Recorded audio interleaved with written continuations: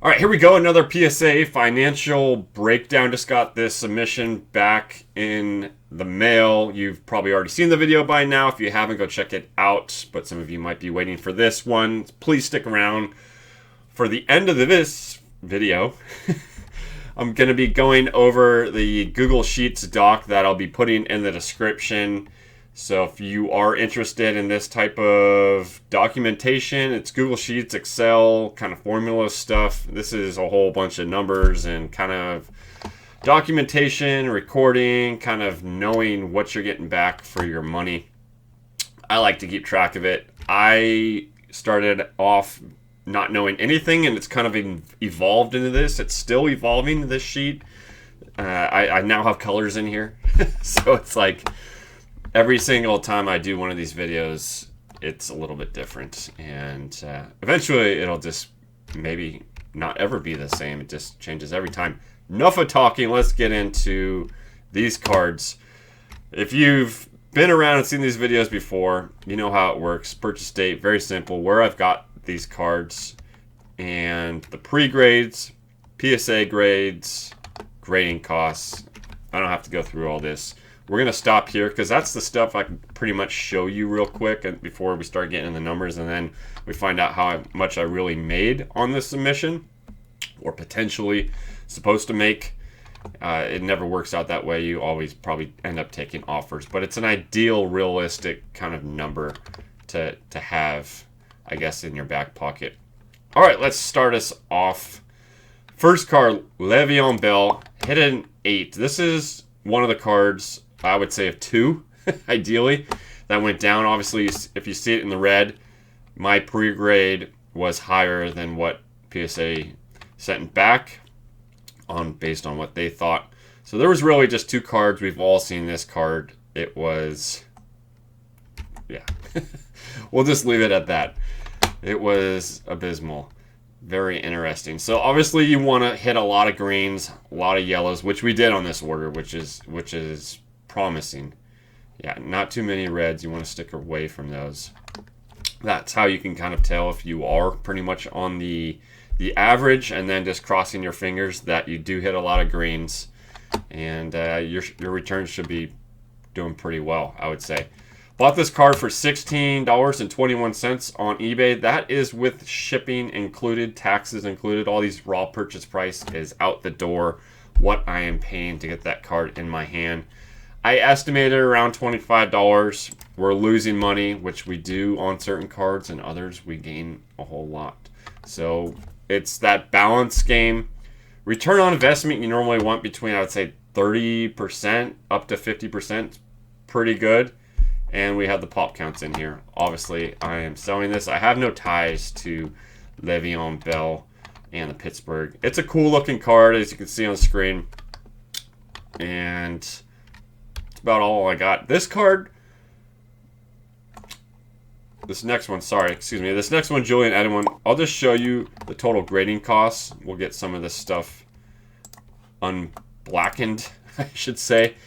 Out the door, there and back to PSA with all of the grading fees combined, shipping, all the Shazam. This whole order cost me $350.22. That's not too bad, but then you have to tack in all of the cost for the cards, and then you have to tack in, for instance, if you are going to sell these cards, you have to tack in fees, everything, so it adds up.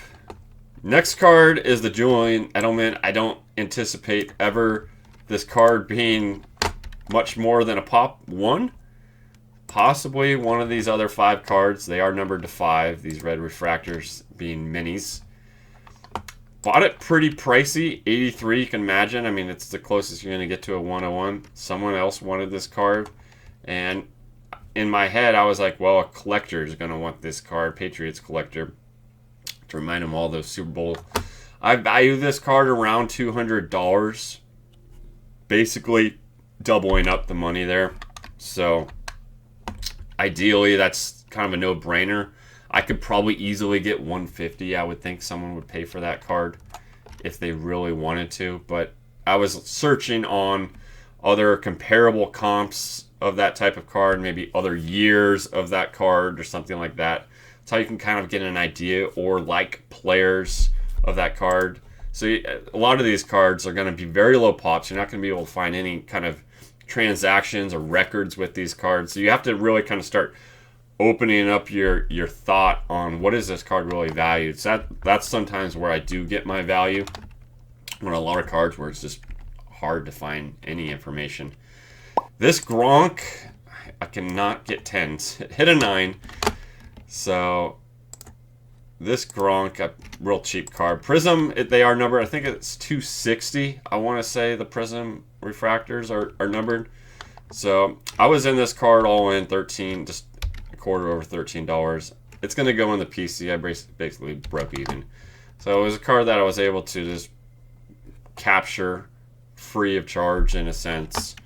Not free of charge, obviously. There's work and money involved, but theoretically speaking, this is a good one. The Matt Ryan refractor. What did I have on this? I thought it was a 9. It hit the 10. These are the kind of cards where you're just kind of like crossing your fingers. I had it as a 9 due to centering. Centering is not perfect, but apparently the grader thought it was justified to score a 10. What did I purchase this at? Let's take a look. Not too bad. $25. Just less than $25. Other golds are going around this value of other Topps Chrome, or maybe one sold. I can't remember, because there's two. There's another one. Or I think there's either one. When I looked, there was either one up for sale currently, or there was like a 9 on bids, and it was climbing. So everyone loves their gold refractors. Numbered out of 50. Eventually this should sell. As you can see, I did really good. The 10 just really bumps it up. If I hit a 9 on that, I don't think you're making more than $50 on that card, and that's pushing it. So I mean, it's almost that 3 times factor. But again, a lot of these cards are so low pops. Sometimes you sit on them a little bit longer than you would like to. I don't have a problem doing that, just accumulating inventory, and that's how you kind of keep the, I guess, the motor running, the bowl turning. This one went into the PC, just very cheap card, and color matching. What I think it was, yeah, I bought this out the door, shipped to me $3.25. I got this in a combined shipping order. I would, normally your cards that are like around that $5 range, if they hit a 10, if they're around that $5 range raw, if they hit a 10, you're normally not going to get more than $50. That's normally the average, unless it's something like hard to grade, hard to hit a 10, some specific type of foil or whatever the case be, edging that always is just frayed and cracked very commonly on a set or something like that. It's very set sensitive, I should say, on that. Okay, next one is the Atomic Whoa, where are we going? Let's get back on track. Tony Gonzalez Atomic Refractor. Bought that at $12.65. Believe I could get around $40 for that. Some of these have sold and some of them haven't, just so you know. But just want to get these numbers. And I'm pretty sure the ones that have sold, I got either my value that I have on here, or maybe like $1 or a few less. But for the most part, they're pretty solid. I'm not going to go too much on that card. There's nothing crazy on that card. Look at the return on investment. It's so cheap, and these are like the bread and butter cards. These real low value cards, and then you just kind of constantly churn, and that really adds up over time, because they just start stacking on each other. I mean, 140% return on investment on a $2 or $3 card. That's, if you can like hit 80% gem rate on, I mean, that's what certain graders do. That's what they go for, is those turn and burns. All right, next up is the Eli Manning. This was a drop off. It was cheap. It's jersey numbered. The serial is 10. I think it's 429. I think it's out of, I want to say. So if that hit a 10 somehow instead of an 8, which I had it hitting a 9 or 10, but it's favoring the 9 side, this would be a whole different story. A whole lot going on. It's always great to have a jersey numbered in a prized grade. But since there's so many of them, it's a high numbered. I don't think it was I think it was a blue refractor, or is it just a refractor? Maybe it was just a base refractor. I can't remember that for that year. So that's probably why it was so cheap. Anyways, continuing on. Next one is the Fitz. Ooh, this one went to the PC, and it is a pop 1. I am surprised that there's no other, because these are numbered out of 199 in the golds, which is a high print run for golds, but that's what it was from 2008. And I'm surprised I have the only one. I have a 9 that I bought a long time ago that I just discovered when I put this in to the PC on the good old list of collection that I have running online. And I was shocked. I was like, I already have this. I didn't even know. So I'm gonna be selling the 9. I suppose it was worth it. I almost paid near $50 for that card shipped to me. I feel like I could probably get $150 for it. So it's a good return. Again, a lot of these are for PC. We've already had 3 cards that are for the PC. What was the the Reggie Wayne, yeah. So that's what you get. All right, gonna try to speed this up because we're on the card. Let's just skip over this card. You can go check the video. I haven't looked it over thoroughly, or I haven't cracked it. Obviously, I'm not going to sell it in a 4.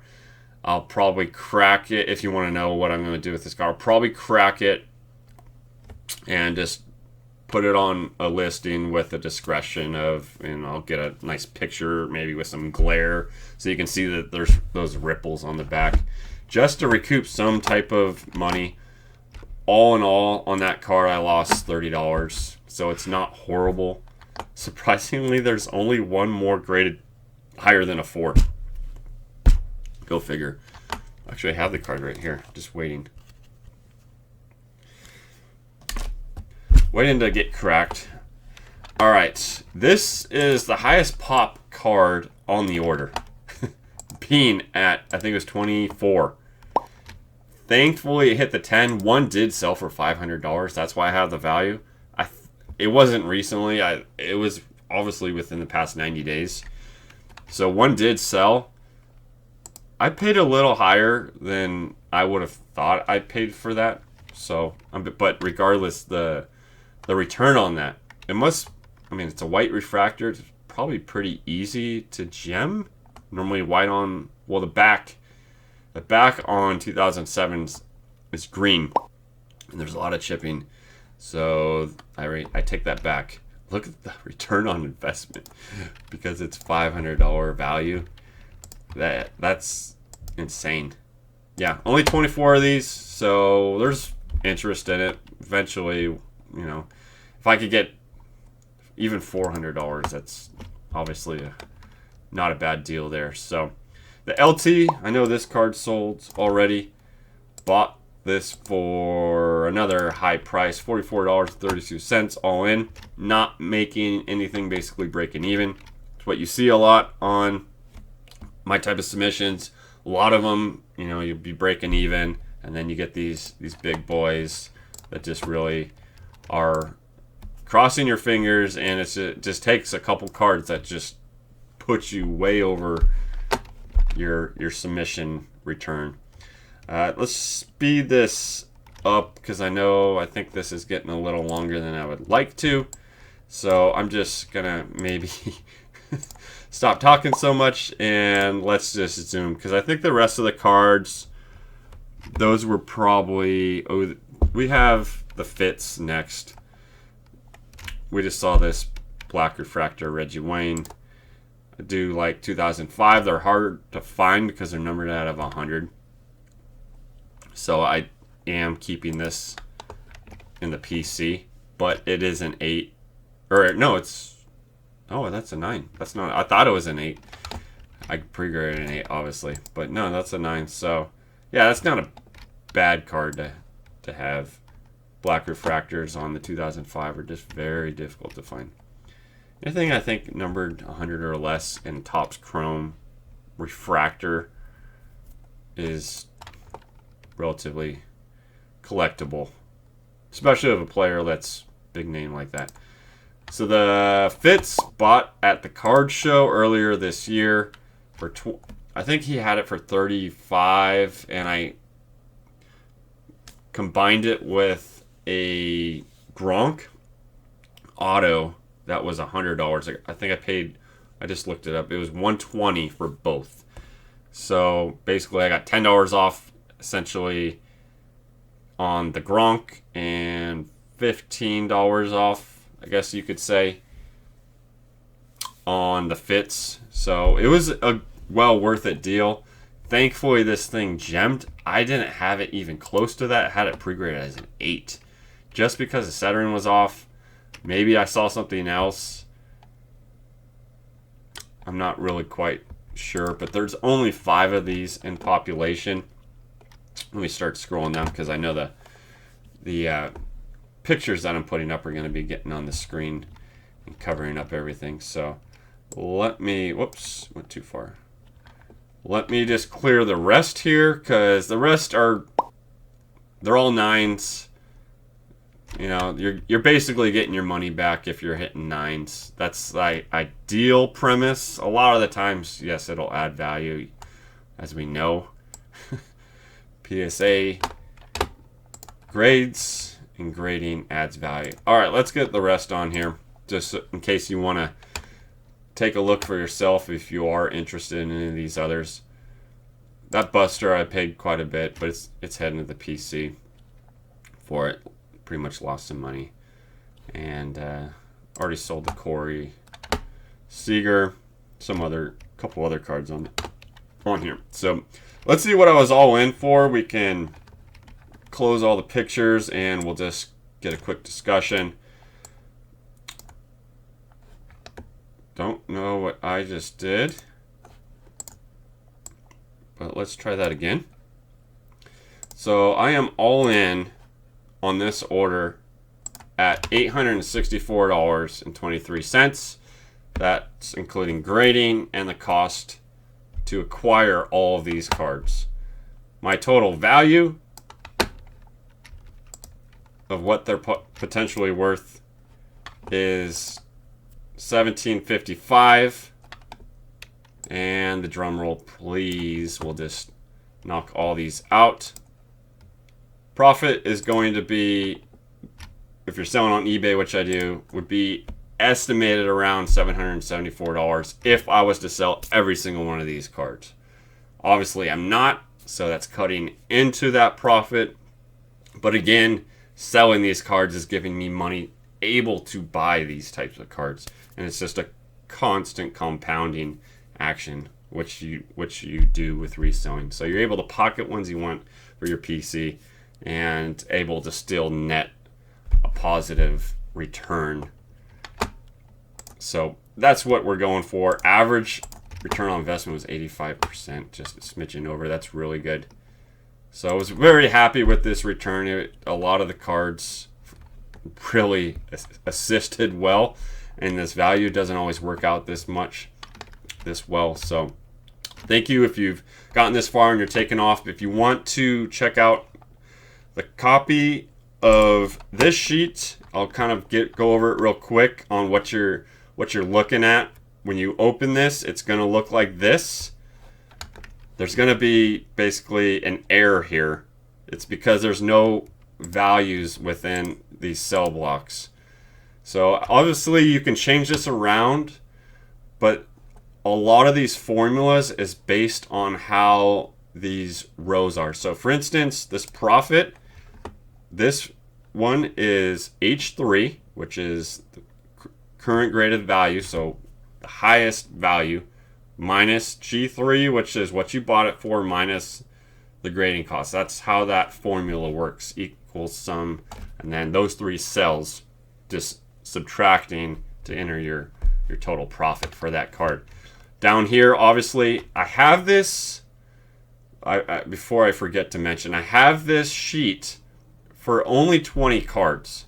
You can make it longer, but it starts to get really extensive if you are doing orders longer than 50 plus cards or something like that. It's a lot of information to input. This works well, ideally, I think, for smaller submissions, maybe more focused submissions type thing, if you want to see kind of your numbers on everything. But yeah, so this is right here, I3 through I22. So it's taking this cell all the way through, didn't make it, that cell all the way through there to have your total value right there. You can basically copy this, move it down, and then you can edit this to like 25, for instance.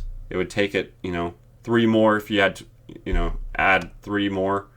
But if you had 3 more cards, if you understand what I'm saying, because I'm having a hard time making sure I'm still 22. Yeah, we're good. Okay. Let's see, what else do we have in here? I have the, if you sell on eBay, if you want to know what 13% off, that's basically their formula. You can play around if you have any questions. I know it's really hard to show and then not be there with questions, things like that, on how do I do this, how do I do that.